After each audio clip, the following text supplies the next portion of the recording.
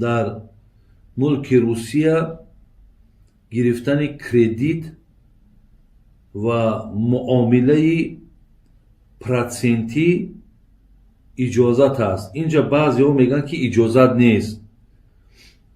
نمی شود که همین را برای ما روشنتر بیان کنید.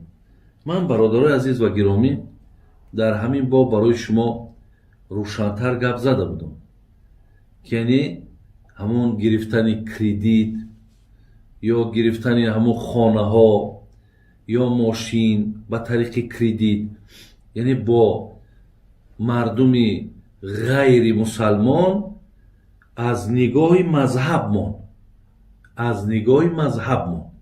من برای شما حدیث جناب مکحول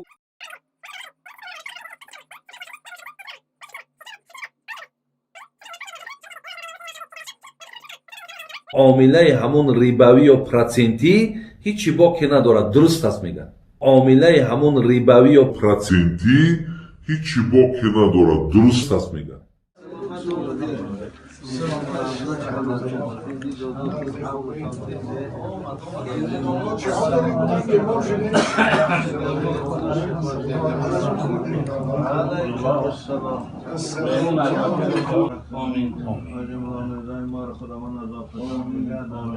فرزنداشم رسید خودش خدمت شما خوبه؟ بیارای مقدس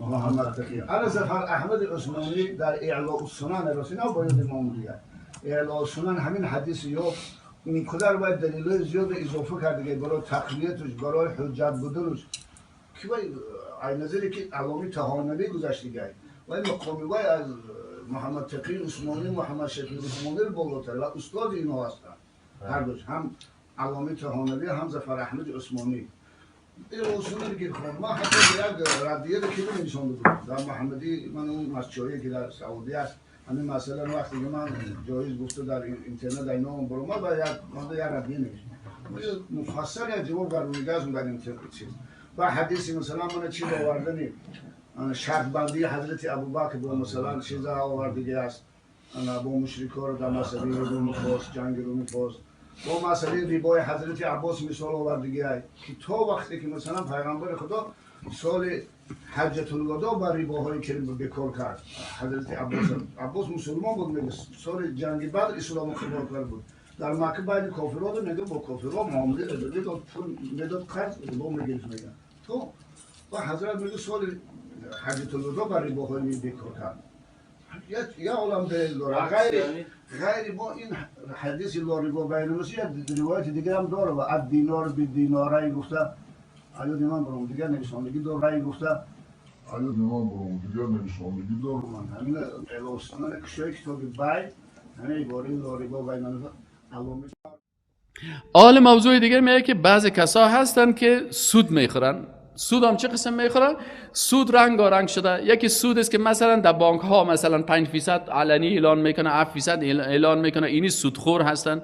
بعضی سودهای دیگه هستن که مثلا راههای چلای دیگه رو بر جور کنه. اینی خانه رو مثلا کرایش 20000 است، مثلا 2 لک میتم، باز کرایش 1000 باشه، باز برازی چل جور میکنه. برای سود و سودخوری و گپای تو راه ها رو جور کردن.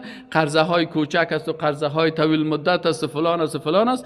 الله متعال حکم از این سودخورا را بیان میکنه، میگه الذین، او کسانی که چی در بانک ها باشن، چی در صرافی ها باشن، چی دکاندار ها باشن، چی کسایی که خانه های را به اساس سود گرفتن دیگه، الذین کسانی که یاکلون میخورن ربا. ربا چی است؟ یعنی زیادت از مال خود، سر پیسه 1 لک یا 2 لک که داده در مقابل از او چی میکنه؟ پیسه اضافی گرفته میره. لا یقومون، میگه این سود خوراک هستن، در روز قیامت نمیخیزن الا مگر کما یقومو اتو، مثل استاد شدن کی؟ مثل استاد شدن در روز قیامت. میگه یا آن قدر سرگردان و وضعیتشان خراب میباشه کما یقوم الذی یتخبط الشیطان، میگه مثل کسی که استاده شود در حالی که او را جن زده. شما بعض جاها دیده باشین که یگان تا را مرگی گرفته باشه، یگان تا را دیده باشی که مثلا او را جن گرفته باشه، جن زده شده باشه. بازی را که ببینید که بر سلوتک میزنه و خیزک میزنه و دست میزنه و پای میزنه، در اینترنت تصویرایشان است. واره که شما سائل کنین باز از عین میگه سائل کن مثل دیوانه واره کلگک زده میره و پایک زده میره. انسان سودخور در روز قیامت آنقدر عذاب الله سر از نازل میشه و خطا می باشه که تمام بدن از یمت لرزیده میره، دستش میلرزه، پایش میلرزه، کلش میلرزه، متور خطا است که آل دیگه سر ما غضب الله نازل میشه. یا تخبط شیطان مثل الذی یقوم استاد میشه، کما یقوم الذی مثل که یک انسان که استاد میشه که یتخبطه الشیطان، کونار شیطان زده باشه. بعضی اوقات است بعضی کساست که شیطان در جسم از او داخل میشه و باز این شیطان اینمی زن به نام پریزن میگن یا مرد به نام مرد میگه این فلانی نفر است این قصیده خوانده ایتو شده، بازی میخیزه تاویزای شرکی و کفری میته. مردم بازمی جنزدگی همی زن چی کس نه به نام پریزن میگه، بازی خودش شیطان برش میگه تو بخی یک زن پریزن در کشور عربی گیر کرده بودن، در افغانستان خودت معلوم نمیشه، منتها در کشورهای دیگه که هست بازی یک ذره جدی هست. او زن گرفته بودن این کت خون مردار آیات قرآن نوشته میکرد، البته کت خون عادت ماهوار خود آیات قرآن نوشته میکرد به خاطر از اینکه شیطان خوشحال شود. اینه میگه اینی است. اما جنهایی که مسلمان هستن مؤمن هستن اونا کسی را اذیت نمیکنن، اونا بر کس ضرر نمیرسن. اما قسم اونا از الله میترسن مثل که ما و شما از الله میترسیم. پس اونجا جنهای مؤمن است مثل افراد مؤمن وارث. امی قسم که ما و شما بر رسول الله صلی الله علیه و ایمان داشتیم، جنهای مؤمن هم وقتی که قرآن شنیدن گفتن آمنا به، ما با قرآن چی کردیم؟ ایمان داریم. اینال الله متعال اونا را عزت میته و جنت و مغفرت بر از اونا میته، مثل که بر ما و شما عزت و جنت و مغفرت میته. اما جنهای کافر، در جنها هم کافر هست، منافق هست، مرتد است، مشرک هست. اینا چی است؟ مردم ها را منافق است، ظاهرا خدا مسلمان جلوه میته، کلمه میخوانه و چی میکنن، لکن در باطن ایره اذیت میکنه و این مردم به چی میرسانه؟ باز میگه بخید تعویض شرکی بده، تعویض کفری بده. همین که تعویض شرکی و کفری، برو در فلانی زیارت یک دیگ الوا بر، برو زیر فلان پای مرده نظر بکو، الوان زیر پای انسان مخلوق ذبح کو، این کلش عادات چی است؟ یا عادات شیطان ها هست. دیگه الله متعال میگه اونوی بعض انسان هایی که اگر میخواین از جنزدگی و گپا نجات پیدا کنین، در خانه تان سوره بقره را بخوانین، باز در اونجا جنهای کافر داخل شدن نمیتونه، باز جنهای بیدین داخل شدن نمیتونه. اذکار صبح و شام بخوانین، قل اعوذ برب الفلق، قل اعوذ برب الناس، صبحی باز نماز صبح 3 دفعه قل والله احد، 3 دفعه قل اعوذ برب الفلق، 3 دفعه قل اعوذ برب الناس. این یارو میخوانی آیت الکرسی را میخوانی، یارو کلش که بخوانی الله متعال تو را از شر از اینا نجات میده. متوجه هستین؟ این حال میگه کسایی که باز گمراه هستن و قرآن نمیفهمن و دین نمیفهمن و شیطان ها بالای از اینا ساتری میکنه، این کید شیطان کان ضعیفا، شیطان بسیار ضعیف است. این حال شیطان ضعیف در مقابل کی ضعیف است؟ در مقابل مؤمنی که عقیده توحید داشته باشه. اما در مقابل کسی که عقیده توحید نداشته باشه باز قوی هست. متوجه هستین؟ این حال باز شما میگه سیل کنین نمی آدمایی که قسمی هستن که شیطان زده باشه، من المس کرده باشه، جن زدگی داشته باشه، ذالک میگه امی سودخورا چرا وضعیتشان مثل جن زده ها یا مرگی زدگی ها وارث، این جزا برشان در روز قیامت چرا هست؟ بخاطر بخاطر که باز اینا خود چی میسازن؟ بسیاری از سودخورا و حرامخورا را سیل کنی، باز خودش برای خود مفتی ساخته، مفتی شیطان. بازیاتی که باز فلسفه میگه او برادر چی فرق است بین خرید و فروش و بین سود خوردن؟ یا هم یک نوع تجارت است و هم یک نوع تجارت است. امی گپا میزن. ذالک باز الله متعال میگه به خاطر امی مفتیگریشان، به خاطر ازی که برای خود حرام حلال جور میکردن، ذالک ای بدبختی از اونا در روز قیامت به خاطر بانهم، به خاطر که اینا چی میگفتن؟ قالو میگفتن انما البیع، یقینا که خرید و فروش کس مثل الربا. میگه شما که خرید و فروش میکنین مثل چی وارست؟ سود وارست. الله متعال در جوابشان میگه ای رسول الله از اونا بفهمان که و احل الله البیع، در حالی که الله متعال حلال کرده از چی را؟ البیع، خرید و فروشه. میگی چی قسم است؟ و اعتراض میکنه و حرم الربا، و حرام کرده ربا را. الله متعال میگه بله این شریعت الله هست، سود حرام است و خرید و فروشی که در او غلطی نباشه چی است؟ حلال است.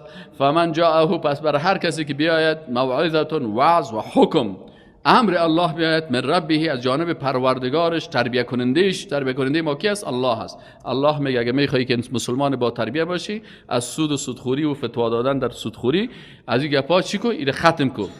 و من جاءه موعظه، برای هر کسی که میگه بیای حکم من ربه، از جانب ربش که خلق کنندهش است، تدبیر کنندهش است، سید است، یعنی کسی که قانون حلال و حرام میسازه، ارزش ها را تعیین میکنه. رب کسی است که ارزش ها را تعیین میکنه. برای مسلمان ارزش ها را کی تعیین میکنه؟ الله تعیین میکنه. برای کافر باز نفسش. وقتی که این انسان برش برسه امی فانتها، پس ترک بکنه ایره، امی سودخوری را، فله، پس برای از او عفو هست ما آنچه که سلف قبلا گذشته هست. قبلا اگر بر اساس جاهلیت و در اصل جاهلیتی کارا را کرده بود، باز الله میگه که او تا برات میبخشه. و امره الی الله، و عاقبت کارش به الله محول میشه که الله با امر از او در آخرت چی معامله میکنه. و من عاد، و هر کسی که بر بگرده به می سودخوری بعد از فهمیدن احکام شریعت الله، فاولئک، پس همین مردم اصحاب النار، اهل دوزخ هستند، هم فیها خالدون، اینا در آتش دوزخ همیشه می باشند. اینا بسیاری کسا میگه والا من جاهل هستم نمیفهمم. جاهل چرا جهل نمیتونه که سبب نجات شود؟ بسیاری کسا از دین برش میرسن، نمیمونه که دین برش برسه. باز در روز آخرت که شد میگه والا من خی توحید یاد نداشتم، من خی عقیده را نمیفهمیدم، من خو مثلا جزای شراب نمیفهمیدم، مثلا من خود سود نمیفهمیدم. چرا نمیفهمیدی؟ به خاطر که او عالمی که در مسجد تو ایگه پاره بیان میکرد، توحید بیان میکرد، قرآن درس میداد، خود تو نمیماندی که درس بده؟ چرا جاهل ماندی؟ وقتی که درس قرآن و سنت شروع شد تو کی آمدی؟ امیال شما سعی کنید در این مجلس ما و شما بغیر از یک دو سه نفر که الله اونا را اجر بده، مثل ما وردی شایشون کم کم سفید است و باز خوب است، از ما که جوانتر هستن، اما اکثریت که سل کنی چیه؟ جوانا هست. آلی پیرایی که باز دوزخ میرن باز میگه والا سه ما نمیفهمیدم، والا او بیچاره بسیار سود میخورد خود نمیفهمید.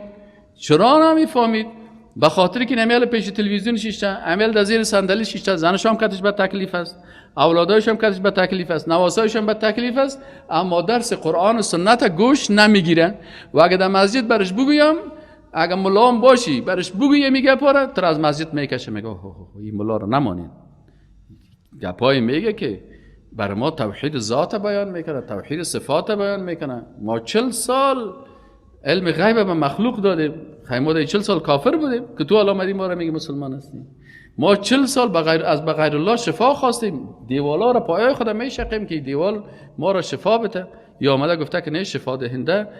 ابراهیم علیه السلام میگه وقتی من مریض شم فهو یشفین، شفا میده. این حالیا چرا جاهل میمانن؟ در حلقه درس قرآن و سنت نمیشینن. در مسجد وقتی که به نماز جمعه میره، عالمی که برشان گپ حق بگوین، او را با چی میکنن؟ توهین و تحقیر میکنن. او را سرش نامای رنگ میمانن، مثل که سر پیغمبر صلی الله علیه و سلم. ابو جهل چرا ابو جهل شد؟ به خاطر گپ پیغمبر قبول نمیکرد. پدر جهل شد. چرا قبول نمیکرد؟ به خاطر قرآن نمیخواست بشنوه، مخالفت میکرد. این هر کسی کار بکنه. فاولئک، پس همین گروه مردم اصحاب النار، اهل دوزخ هستن، هم فیها خالدون. الله متعال میگه ایشان اوی مردم باز دوزخ برای چند روز است، میگه نه خالدون همیشه میباشن. یمحق الله، آل شما اگر ظاهرا با چشم ظاهری تان سهل میکنین، یکی چشم روی است، چشم مادی، یکی چشم ایمانی هست که چشم قلب است. میگه اگر شما با چشم قلبتان سیل کنین، یمحق الله، ناقص میکنه. المحق به معنی الازاله. محق چی میگن؟ ازالت از بین بردن است. یعنی الله متعال میگه که این ربار از سود الله زائل میکنه.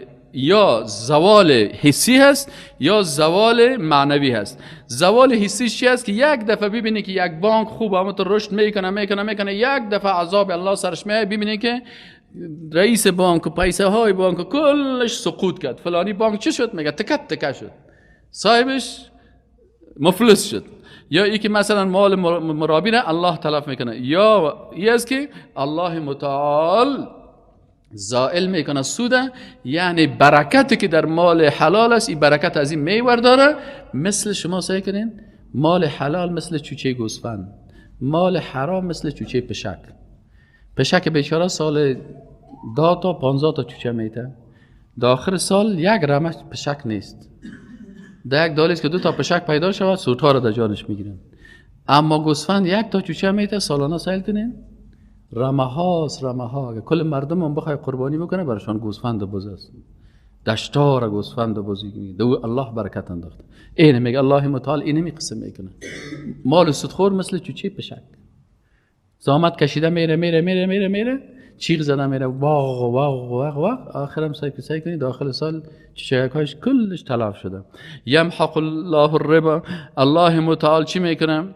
الله متعال محق و نابود میکنه، زائل میکنه، از بین میبره برکت مادی و معنوی سود را و یربی و برکت و افزایش میده از صدقات نیکی ها و صدقه ها را. کسی که در راه الله مصرف میکنه الله متعال در مالش تو برکت میپرده که می دستش واز است. سیل کنیم اگر کسا را سیل کنی هیچ رای نمیزنن پیسه خود کشیده میره مصرف کرده میره الله متعال پس برش برکت میپرده. از این طرف مال می از طرف می حیران میمونه که والا چقدر سیل کنم ماشاءالله از هر طرف برم الله پیسه میرسونه.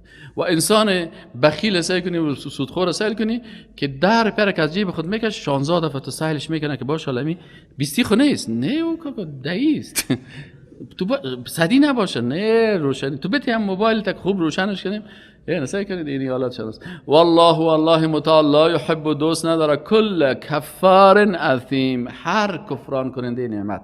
کسی که سود میخوره کفران نعمت میکنه، کسی که نفقه در راه حلال نمیکنه کفران نعمت میکنه. الله رو دوست نداره. این محبت الله از پیش تو خلاص شد. اثیمون بسیار گناهکار، این کسایی که گناهکار هستند.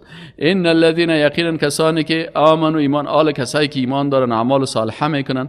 یار الله چی میگه؟ میگه ان الذين یقینا کسانی که آمنو ایمان دارن و عملوا الصالحات و اعمال صالحه میکنن. الصالحات یعنی کل اعمال صالحه را در نظر میگیرن. ات نمیکنه که یک روز که ذکر کرد دیگه میگه خلاص من دیگه ذکر میکنم بس دیگه.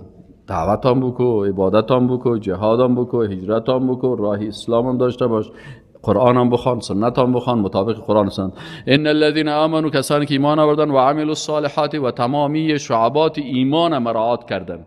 شعبات ایمان در ورقش خوب جور میکنن با سهل میکنن که شعبات ایمان ما چند نمره دارم. و اقام الصلاه و اقامه نماز میکنه. اقامه نماز چی است که خودش یک بعضی کساس اقامه نماز نیست. اقام الصلاه ایمان است که در فامیل خود نماز استاد میکنه. بچه خدا میگه بخی بچه نماز بخوان، دختر خدا صدا میکنه. خیر است بچه‌های جوان دخترای جوان که هستن یک ذره خو زیاد خوش دارن، پدر و مادر با سر زیاد صدا بکنن. در صدا خودم چیز نمیره. نیم ساعت در موبایل گپ میزنی خفه نمیشی، همین نیم ساعت موبایل تا کم کو 5 دقیقه سر اولادای به دین صداشان کو. بچه‌م نماز تا خواندی، دخترکم نماز تا خواندی، دخترم حجاب تا جور کردی، دخترم درس قرآن خواندی، دخترم جای درس قرآن که خواندی در کتابت یادداشت کردی، بیا که بریم در درس قرآن، بیا که بریم در درس تفسیر، خوراکای تا نبرین اینجا، دخترای تا نبرین. اقامه صلات اقامه دین الله هست. خودت می دیگر از خوراکت در مکتب و تو را یک کمونیست یک کافر بیدین میسازه، برادر خودت بیدین میسازه. رخصت است از مکتب، دخترکت، خواهرت، مادرت تشویق بکو بیا اینجا خوب اینه پرده هم است، مسجد گرم هم است اینجا هست، بیا قرآن شریفه ولو که قرآن ولو که بی سواد هم باشه بگو بیا در مجلس قرآن بشی 4 کلمه را یاد بگی ببین که بر تو چقدر الله تعالی اجر میده. و عمل الصالحات و اعمال صالحه میکنن و اقام الصلاه اقامه نماز میکنن، یعنی نماز به طریقه رسول الله صلی الله علیه و سلم ادا میکنن. حالا نماز که است 60 قسم نماز ما دیدیم، 70 قسم نماز دیدیم که اگر براتون حساب کنم 70 80 قسم نماز است. یکی نماز تیز است، یکی نماز پجرو و میده و نمیخوانه، یکی نماز مثلا رنگ نماز هاست.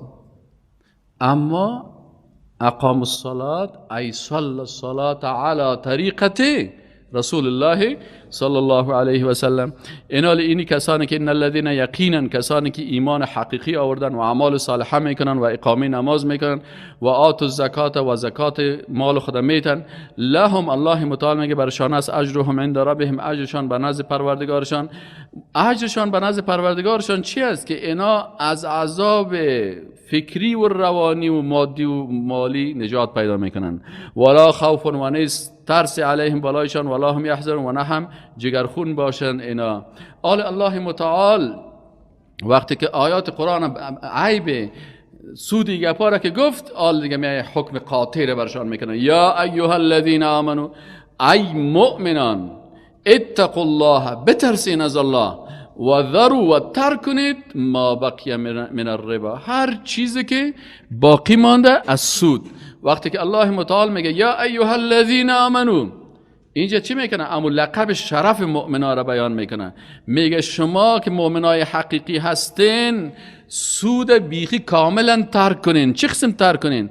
اگر کامپیوتر کار هستی در بانک سودی ترکش بکو، اگر پیاده هم هستی ترک بکو، اگر مدیر هم هستی ترک بکو، اگر کارگر هم هستی ترک بکو. چرا؟ به خاطر ازی که عبدالله ابن مسعود رضی الله عنهما چی میگن؟ میگه لعن رسول الله صلی الله علیه و سلم، لعنت کرده رسول الله صلی الله علیه و سلم آکل الربا، کسی که سود میخوره، و موکله، کسی که سود میدهد، و شاهده، و کسی که شهادت میده در سود. متوجه هستین؟ میخوره در بین ازا چغولی میکنه، و کاتبه، و کسی که کتابت میکنه، کامپیوتر کاری میکنه، نشته میکنه، مدیر است، تصحیح میکنه، امضا میکنه، ورقش. اینه که کسی که کشیر است، صرافش است. کل از اینا رو چی میگن؟ الله رسول الله صلی الله علیه و آله که کل از اینا رو لعنت کرده. وقال ابو عيسى حديث عبد الله حديث حسن صحيح، وقال شيخ الباني حديث صحيح. میگه حدیث صحیح هست، دی شک نکنین که الله متعال به خاطر سود نمی کل از را چی کرده؟ لعنت کرده. این کنتم، یعنی شما را ترک بکنین، این کنتم مؤمنین، اگر هستین راستی مسلمان ها. این شرط است، یعنی به شرطی که شما مؤمن واقعی باشین ترک میکنین. اگر نه که مسلمان های دروغی باشین، به تسکرگی باشین، با سر از گپا فکایان میگن، اشخندی ها میزن، استهزا میکنین، قبول نمیکنین. حالا سوال میشه که اگر کسی امی کار نکرد، احکام الله را فهمید لکن نمیکنه، با وجود زیم اصرار میکنه، فإن لم تفعل، الله متعال میگه اگر کسی کارا را نکرد، این فعل ترک نکرد، فإن لم تفعلوا، پس اگر شما این فعل نکردین، یعنی ترک نکردین سود و سودخوری و سودگیری و در بانک های سود کار کردن و وظیفه داشتن، فأذنوا، پس اعلام کنین یا اجازه بتین یا آگاه باشین، به حرب، به جنگ، من الله، از جانب الله و رسوله. چقدر سخت است. یعنی اینجا نگفت که ایره لط کنین یا بزنین یا دره بزنینش یا چطور کنین، گفتن نه دیگه عذابا کلش معلوم است.